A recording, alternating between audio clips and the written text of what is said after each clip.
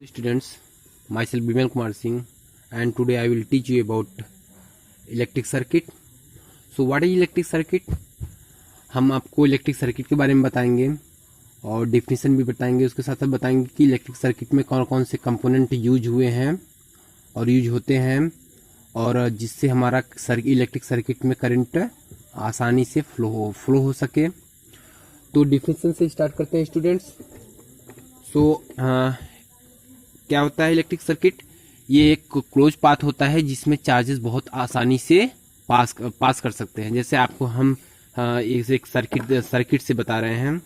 जैसे हमारे पास दो सर्किट है, तो डिफिनीशन हम बाद में राइट करेंगे। सबसे पहले आपको सर्किट बता रहे हैं। तो जैसे हमारे पास ये सर्किट है, तो ये हमारा सेल हुआ। तो combination of cell means cell को हम सेल्स को किसी में ऐड करते हैं, सीरीज में ऐड करते हैं। और ये जैसे हम आपको पिछले वीडियो में बता चुके हैं कि हमारा क्या होता है, अमीटर होता है जो सीरीज में यूज होता है। और क्यों सीरीज में यूज होता है? क्योंकि इसका रेजिस्टेंस बहुत कम होता है। और ये निगेटिव टर्मिनल, ये पॉजिटिव टर्मिनल। और हम ऐसे ये हमारा वायर है, तो हम कोई बल्ब यूज कर ले या तो कोई एक रेजिस्टेंस। तो अभी हम तो बल्ब ही यूज कर रहे हैं क्योंकि आपको रेजिस्टेंस के बारे में बताया ही नहीं है। तो यहाँ ये जैसे बल्ब में आप देख सकते हैं कि बल्ब में हमारा जैसे ये यहाँ पे दूसरा हम एक कंडक्टर जो लगाते हैं, या तो हमारा कॉपर वायर आता है। सर्किट में जनरली एल्युमिनियम वायर आता है जो कंडक्टर यूज होता है। कौन सा यूज होता है? एल्युमिनियम का यूज होता है। तो और हाँ, जैसे कि एल्युमिनियम वायर यूज होता है।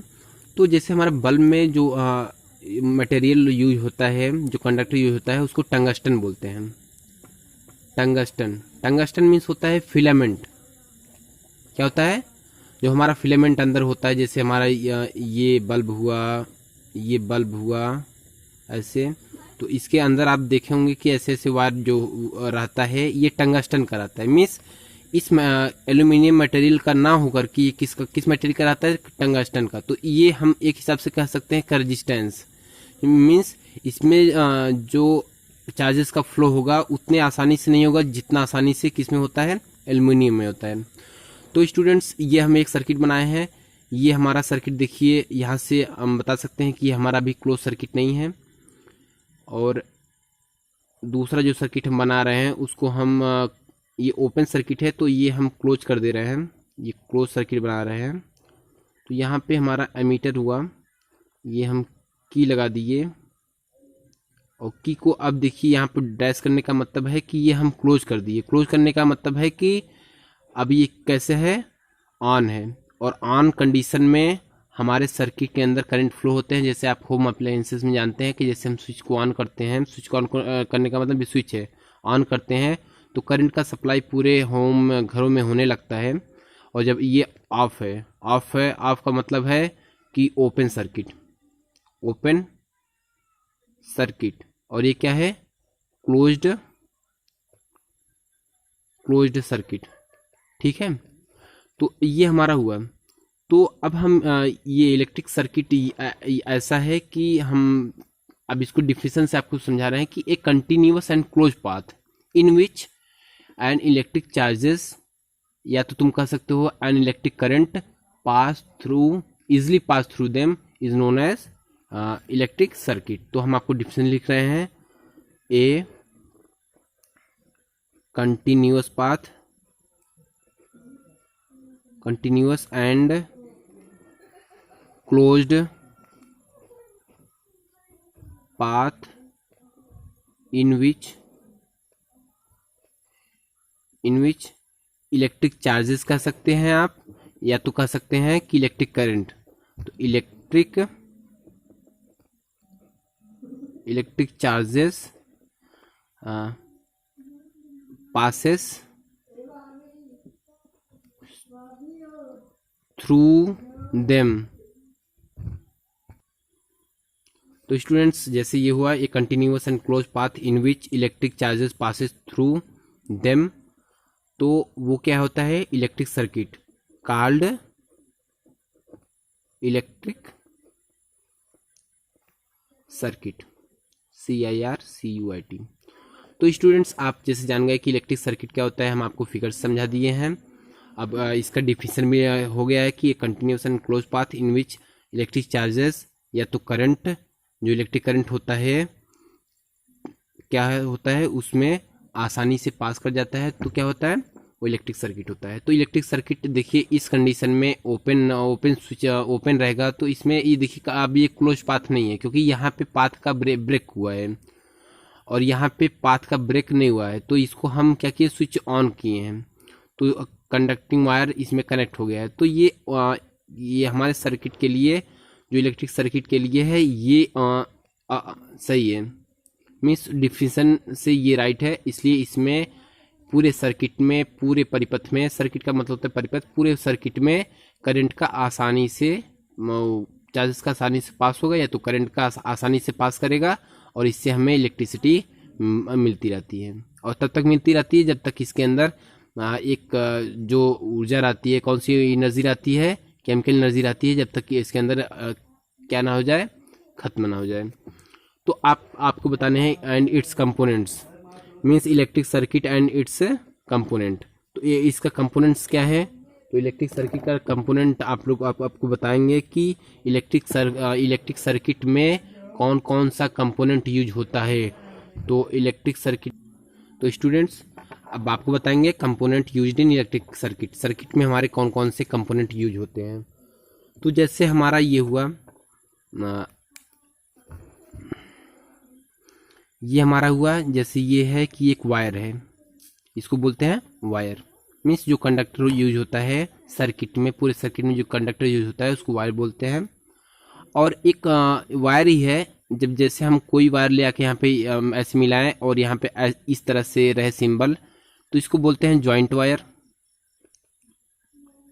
और तीसरा जो वायर होता है कि जैसे हमें हमारा जो वायर होता है, जो दूसरा वायर इसके ऊपर से जाता है, मीन्स क्रॉस करके जाता है, तो उसको बोलते हैं इस तरह से आता है, इसको बोलते हैं क्रॉस वायर। और आप देख सकते हैं इसमें क्या यूज हुआ है सर्किट में, यहाँ पे बैटरी यूज हुआ है, तो किसी में बैटरी मिलके बना है, सेल से मिलके बना है। तो इसका मतलब है कि हम क्या करेंगे, सेल्स, ये क्या है, ये सेल है, सेल का ये क्या है, पॉजिटिव टर्मिनल है और ये क्या है, निगेटिव टर्मिनल है। तो स्टूडेंट्स ये क्या है, हमारा सेल है। और अब बैटरी हम बनाएंगे तो combination of cell, means more than 2 cell या 2 सेल्स से जो बनता है, तो वो क्या होता है, बैटरी होता है। अब ये क्या हुआ, अब इन सब का इंटरमीडिएट में जो ये सब रहते हैं तो इनका काम नहीं है, तो अब ये पॉजिटिव टर्मिनल हो गए और ये निगेटिव, तो ये निगेटिव टर्मिनल हो गए, तो ये क्या होगा, बैटरी हुआ। तो अब अदर जो आपको ये करने हैं, तो इसमें आप देखिए सर्किट में क्या है, सर्किट में आपका की है और क्या बचता है, एमीटर है। तो आप जरा देखिए कि आपका जो सर्किट में की आप कुछ इस टाइप से बनाते हैं, इस टाइप के की को बोलते हैं की है, इसको बोलते हैं ओपन। ये इस कंडीशन में ओपन रहता है और इस कंडीशन में क्या रहता है, क्लोज रहता है। मीन्स इस ओपन का मतलब है कि ऑफ रहेगा सर्किट, मीन्स स्विच ऑफ रहेगा, और इसमें क्या रहेगा, स्विच ऑन रहेगा, स्विच ऑन रहेगा। तो ये आपको इससे बात समझ में आई। तो उसके बाद अब आप देखेंगे कुछ इंस्ट्रूमेंट जो करंट को हमारे मेज़र करते थे, जैसे अमीटर हुआ एक, और जो इंस्ट्रूमेंट जो वोल्ट मीटर को पोटेंशियल डिफरेंस को मेज़र करता था, तो वोल्ट मीटर था। अब हम उसके बारे में देखेंगे। तो क्या है कि ये है अमीटर, ये क्या मेज़र करता है, करंट को। इसके पास पॉजिटिव और नेगेटिव टर्मिनल होता है। इसका नेगेटिव टर्मिनल आप जानते हैं सेल या बैटरी के नेगेटिव से ऐड करते हैं, और पॉजिटिव को क्या करते हैं कि पॉजिटिव से ऐड करते हैं।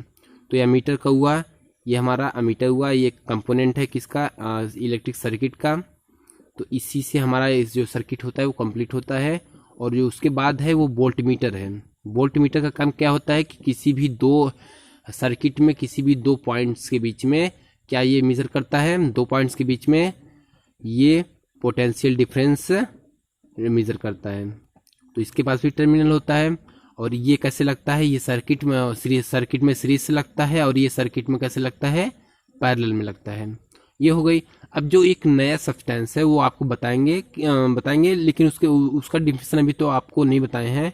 तो रेजिस्टेंस, रेजिस्टेंस स्टूडेंट्स, रेजिस्टेंस के बारे में हम आपको बता देना चाहते हैं। जैसे किसी वायर के में जितना इजीली, जितना आसानी से और जितना ज़्यादा हमें इलेक्ट्रिक करंट मिल जाएगा तो उसका रेजिस्टेंस कम होगा। तो रेजिस्टेंस बता दें कि एक ऐसा फैक्टर होता है किसी कंडक्टर का जो उसमें इलेक्ट्रिक चार्ज या इलेक्ट्रिक करंट को जो फ्लो होता है उसको रजिस्ट करता है। मीन्स अगर वो किसी भी डायरेक्शन में जाता है तो जो रेजिस्टेंस है उसका वो उसको अपोज करता है, रजिस्ट करता है।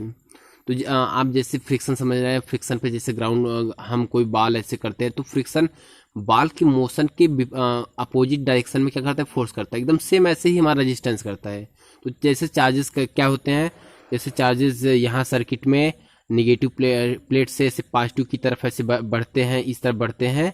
तो सर जो हमारा रेजिस्टेंस वर्क करता है वो क्या करता है, पॉजिटिव से निगेटिव की तरफ ऐसे वर्क करता है, तो इसको रोकने की कोशिश करता है। तो कुछ ऐसे कंडक्टर होते हैं जिनका रेजिस्टेंस बहुत कम होता है तो उसमें हम ज़्यादा से ज़्यादा करंट फाइंड कर सकते हैं। और क्यों फाइंड कर सकते हैं, क्योंकि उसमें चार्जेस बहुत आसानी से मूव करने लगते हैं और बहुत फास्ट करते हैं। और कुछ और ये रेजिस्टेंस की बात हो गई। तो और एक होता है वेरिएबल रेजिस्टेंस। वेरिएबल रेजिस्टेंस का मतलब है स्टूडेंट्स उसको इस तरह से सिंबल दिखाते हैं। वेरिएबल रेजिस्टेंस का मतलब है कि हम बिना वोल्टेज को बढ़ाए हम अपने करंट को बढ़ा सकते हैं। तो किसके जरिए, ये रेजिस्टेंस के जरिए। जैसे वेरिएबल है ना, तो रेजिस्टेंस को वेरी करें, जैसे कि रेजिस्टेंस बढ़ने पे करंट कम होता है, रेजिस्टेंस के कम होने पर हमारा जो करंट होता है वो ज़्यादा होता है।